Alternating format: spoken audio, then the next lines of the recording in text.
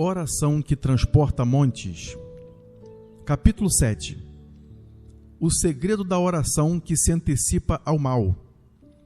E o diabo, levando-o a um alto monte, mostrou-lhe, no momento de tempo, todos os reinos do mundo, e disse-lhe o diabo: Dar-te-ei a ti todo este poder e a sua glória, porque a mim me foi entregue, e dou-o a quem quero. Portanto, se me adorares, tudo será teu. Lucas 4, versos 5 ao 7. E não nos induza à tentação, mas livra-nos do mal, porque teu é o reino e o poder e a glória para sempre. Amém. Mateus 6, verso 13. Existe algo que se chama oração que remove montanhas. Aquele, porém, que a faz precisa também estar disposto a enfrentar e vencer as tentações inerentes ao transportar de montes. Na passagem acima citada, é-nos dito que Cristo foi levado a um alto monte, onde o príncipe deste mundo lhe fez uma proposta deslumbrante. Do ponto vantajoso da montanha, num momento de tempo, mostrou o diabo a Jesus os reinos deste mundo e a glória deles. Propôs então dá-los todos a Jesus, se ele prostrado o adorasse. Jesus repeliu a oferta, declarando que só a Deus é devido adoração. Os montes têm sido frequentemente local escolhido para se provarem santos. Foi no monte que os filhos de Israel testemunharam trovões e relâmpagos e o Sinai tremer. Foi esse quadro se infundir terror que os fez recuar e dizer a Moisés: Fala tu conosco e ouviremos, e não fale Deus conosco, para que não morramos. Êxodo 20, verso 19. Moisés, porém, respondeu: Não temais, que Deus veio para provar-vos e para que o seu temor esteja diante de vós, para que não pequeis. Verso 20. Foi no Monte Moriá que Abraão encontrou a prova suprema de sua vida ao pedir-lhe Deus renunciar a Isaque, seu único filho. Pela fé ofereceu Abraão a Isaque quando foi provado, considerando que Deus era poderoso para até dos mortos o ressuscitar. Hebreus 11, versos 17 ao 19. A firmeza de Abraão em arrostar a prova valeu-lhe o cognome de Pai dos Fiéis. Foi no Monte Carmelo que Elias desafiou os profetas de Baal, reconduzindo Israel a Deus com as palavras: Até quando cocheareis entre dois pensamentos? Se o Senhor é Deus, segui-o, e se Baal, segui-o. 1 Reis 18, verso 21. Lá diante do povo, justificou ele a sua fé num Deus sobrenatural, quando, em resposta à sua oração, do céu desceu fogo e consumiu o sacrifício. Aqueles que quiserem transportar montes devem estar dispostos a fazer frente ao desafio deles. Devem ser capazes de escalar-lhes os cimos e medir-lhes a extensão. E, como sempre ocorre, quanto mais alto ascendem, maiores serão as tentações que surgem. No cume irão encontrar-se, como Cristo, face a face com o tentador. Cedo ou tarde irão enfrentar as mais sutis tentações do diabo, o envolvente orgulho humano e a ambição.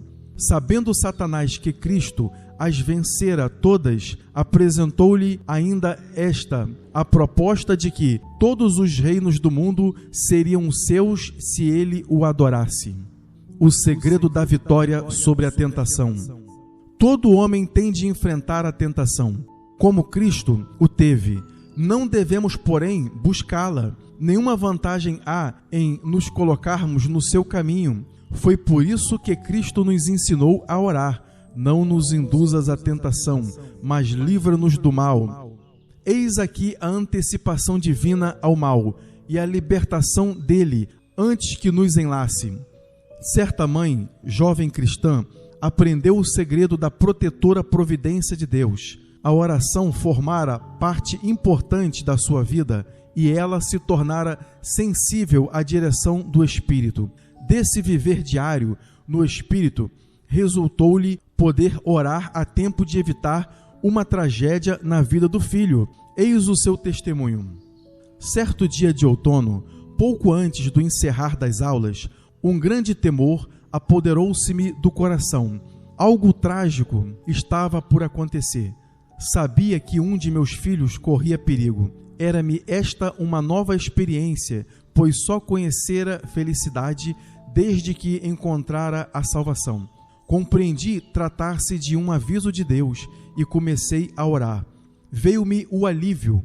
Uma grande paz sobre mim desceu. Levantei-me dando graças ao Senhor.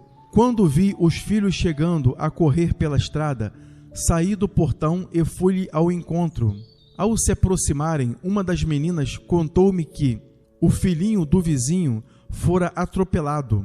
Johnny, meu filho, aproximou-se de mim, tendo no rosto uma expressão confusa.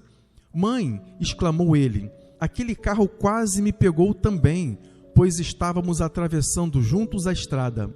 Lá, com tamanha velocidade, que o vento que fez me levantou do chão e me tirou fora da estrada.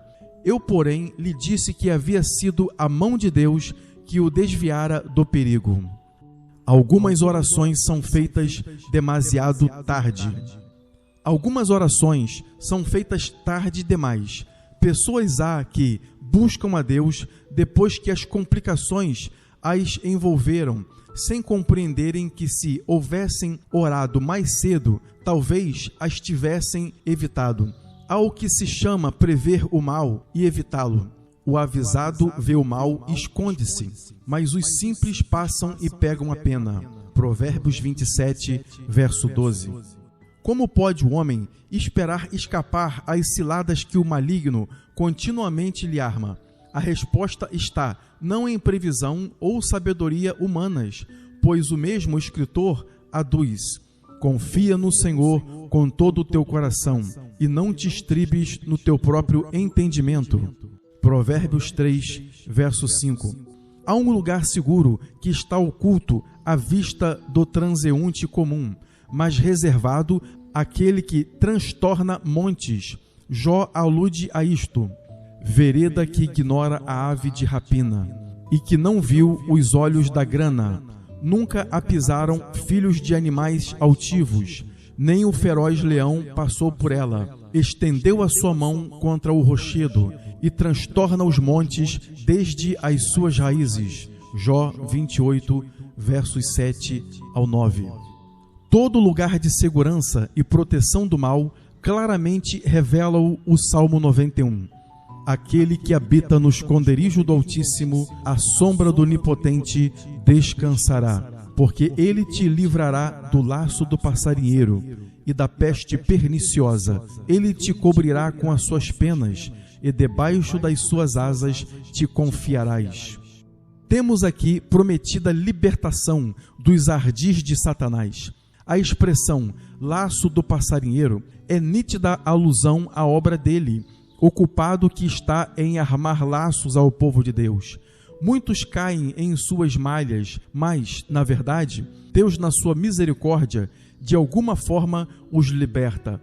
Quão melhor, porém, é estar-se precavido e capaz de evitá-los. Uma coisa é cair na armadilha e dela ser extricado. Outra é ver o perigo e evitá-lo. Jesus ensina que os homens antes orassem para ser livres da tentação do que socorridos depois que ela os engolfasse. A lição de antecipar-se à tentação antes de ser por ela dominado acha-se claramente retratada no drama de Getsêmani. Lá, naquela ominosa noite, arrostou Jesus a maior crise da sua vida. Os poderes das trevas concentraram-se todas as suas energias num desesperado esforço para frustrarem o propósito de Deus. Para tanto, lançaram contra Cristo toda a esmagadora violência do seu ataque.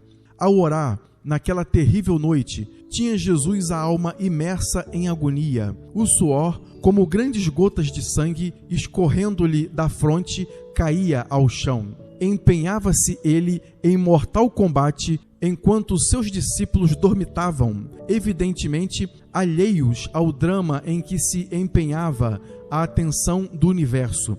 Porém, Jesus continuou a orar até que, por fim, vitória coroou a sua luta e apareceu-lhe um anjo do céu que o encorajava. Lucas 22, verso 43. Com os discípulos, porém, nem tudo ia bem. Iriam também passar pela maior crise das suas vidas. Em breve surgiria o traidor e sobre eles cairia pânico e confusão.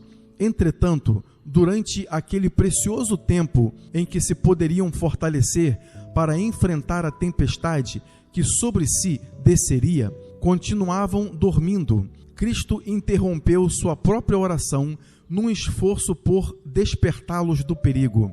Vigiai e orai, para que não entreis em tentação. De nada, porém, valeu. Os discípulos continuaram dormindo até o soar da hora. Os milicianos armados vieram e eles despertaram para cair em grande confusão.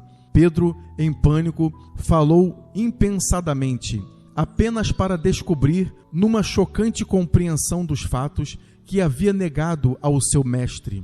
E chorou amargamente por este ato de covardia, que não teria ele dado para fazer o tempo retroceder somente algumas horas. Seu grande erro fora não ter orado quando ameaçado da tentação. Não der ouvidos às palavras de Jesus, vigiai e orai, e continuara a dormir enquanto o seu mundo lhe ruía aos pés. Uma advertência para nossos dias. A admoestação para vigiar e orar não fez Jesus apenas aos discípulos, destinava-se aos cristãos de todos os tempos e é essencialmente oportuna para a hora presente. Jesus, no seu discurso dos acontecimentos que precederiam sua segunda vinda, previu que os cuidados da vida vão fazer com que aquele dia para muitos chegue inesperadamente, porque virá como um laço sobre todos os que habitam sobre a face da terra. Lucas 21, verso 35. Ele deixou solene advertência aos que vivessem naquele dia. Vigiai, pois, em todo o tempo, orando para que sejais havidos por dignos de evitar todas essas coisas que hão de acontecer e de estar de pé diante do Filho do Homem. Lucas 21, verso 36.